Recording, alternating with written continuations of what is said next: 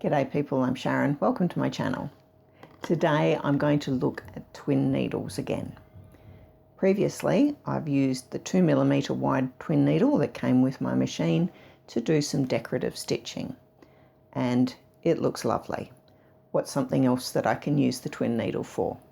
I can use it for pin tucking.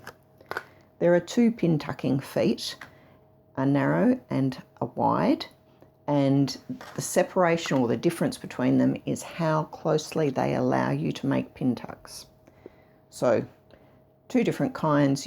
I think from memory that the 7mm ones come as a pair. So you get the wide and the narrow in the same packet. If you're looking at a 9mm wide machine, it's one of the bigger machines, they're two separate and sold separately in blister packs. If you've got something in a blister pack like this, take the time to notice what it's got on the back, because a lot of the time these packs have actually got the information that you need in order to use the foot. So in this one, the information about how to change my tension and those sorts of things is actually on the back of the blister pack. Further to that, there are some feet where the back of the blister pack is actually doubled, and the back of it looks like that, but there's more information in between, and I have known people to throw these out not realizing that they're actually quite important, give you more information about how you use the thing that you bought. I'm going to start by just doing a straight twin needling.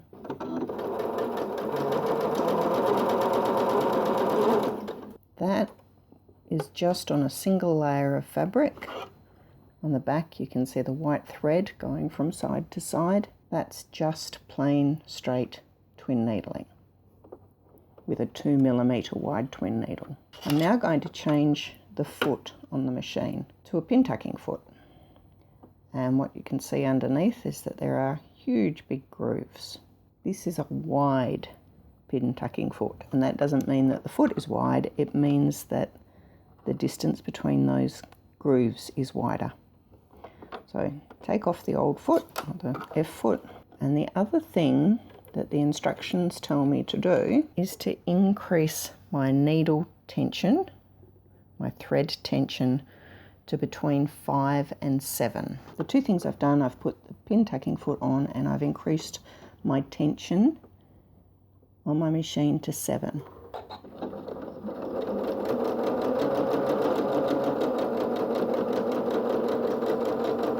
Not sure how well you can see that that is coming up into a lump and that one didn't. So the thread tension now, when I look at the back, you should be able to see there's much less of that purple thread showing through, and that is pulling the two sides, the two needle threads together. I've got the pin tuck foot on here and I've got the tension set high, but let's have a look what happens.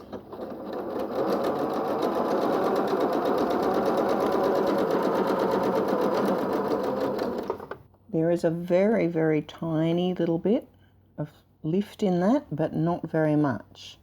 And the reason is that I am actually sewing at the moment the equivalent of sewing across the fabric, so from selvage to selvage. These threads are the warp threads in the fabric, and they're very strong, or they're much stronger than the ones going in the other direction.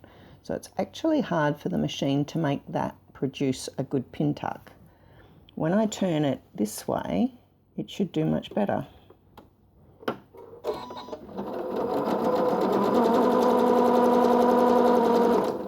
And indeed it has.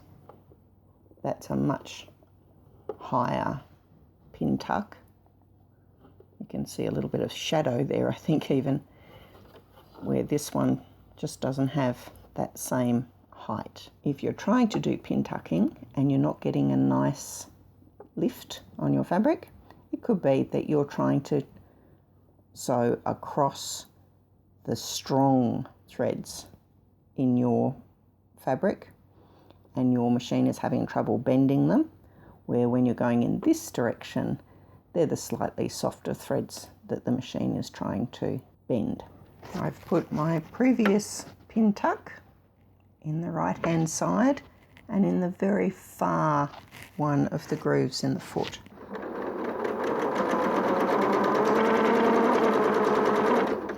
It's easy under these circumstances to get things nice and straight, running parallel and at an even distance. So as long as I keep putting it in there, I will get nice parallel, all at the same width apart.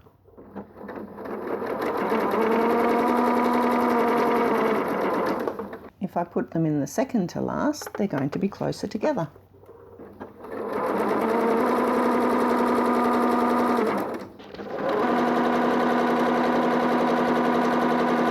And by putting it right next to each other, I get the pintucks very close.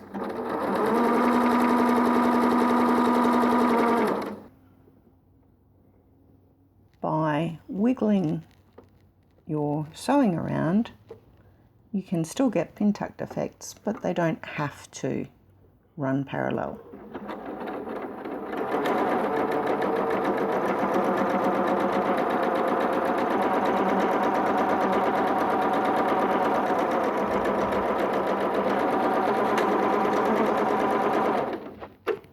This square was pintucked very evenly and then cut out and appliqued or appliqued onto my blue quilt, and just even pintucks. This one, they were too close together and then a gap, too close together and then a gap. By putting the foot or the previous pintuck into a different gap in the pintucking foot, you can produce these sorts of effects. This one, the pintucks are closer together. I was wiggling around all over the place. All of these are possible with a pintucking foot, but in each case you do need to be travelling in approximately the same direction as the selvage. Trying to go across the fabric just doesn't work. The pintucks in the corner of this heirloom quilt have been done exactly as I just showed you, with a twin needle and the pintucking foot. It was just stitched, piece cut off and then attached there with some piping in between. It goes in very, very well with heirloom style quilts. So where are you likely to see pintucks on a garment? Probably on the bodice, usually with little girls' dresses. I would suggest, if you're going to make a garment and put pintucks on it, make a piece of fabric that has completely been pintucked and then cut out your pattern piece. It's very difficult to work out just how much pintucks are going to shrink the fabric in when you do them. So if you've cut something out first and you haven't allowed enough, you might end up having to do the whole thing again. Aside from that, certainly you can do pintucks in quilts. The decorative and heritage style of quilts will often have pintucks in them. So maybe it's something for you to play with. If you're at all into doing art with a sewing machine, pintucks can make nice background texture for you. Well and truly worth learning and playing with your sewing machine to get the hang of pintucks. See you next time.